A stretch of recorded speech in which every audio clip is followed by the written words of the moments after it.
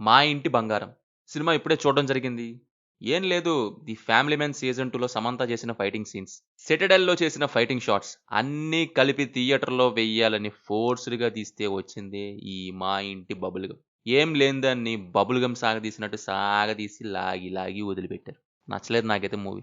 అయినా ఏం లేకుండా అసలు అలా ఎలా తీశారండి? 90స్ నాటి కథ తీసుకొని 80స్ నాటి ఫ్లాట్ స్క్రీన్ ప్లే యేసుకొని సచ్చిన శవాన్ని లేపి లేపి కొట్టినట్టు 2:30 గంటలు లాగి లాగి వదిలారు. ఆ ఫ్లాష్ బ్యాక్ ఏంటో, విలన్ క్యారెక్టర్ రైటింగ్ ఏంటో, 'గుల్షన్' లాంటి యాక్టర్‌కి ఆ రైటింగ్ ఏంటండి అసలకి.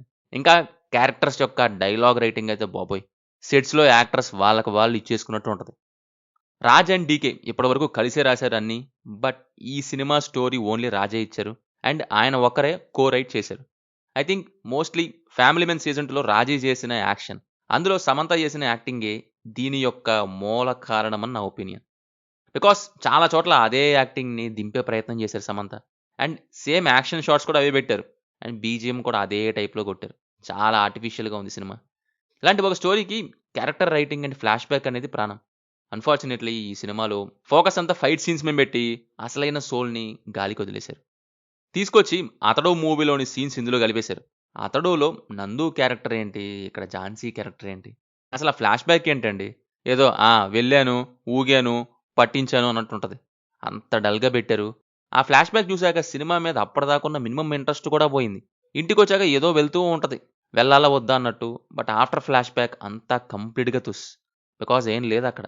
దానికి క్యారెక్టర్స్ ఏవేవో చేస్తూ ఉంటాయి. ఏదో ఉందన్నట్టు. Just for the sake of action అంతే. యాక్షన్ చేయించాలి అంటే ఆక్ ఈజ్ పాక్, పాక్ ఈజ్ ఆక్, ఆక్ పాక్, కరేపాక్ అంటూ ఏదో ఒక సోది చెప్పాలిగా అన్నట్టు.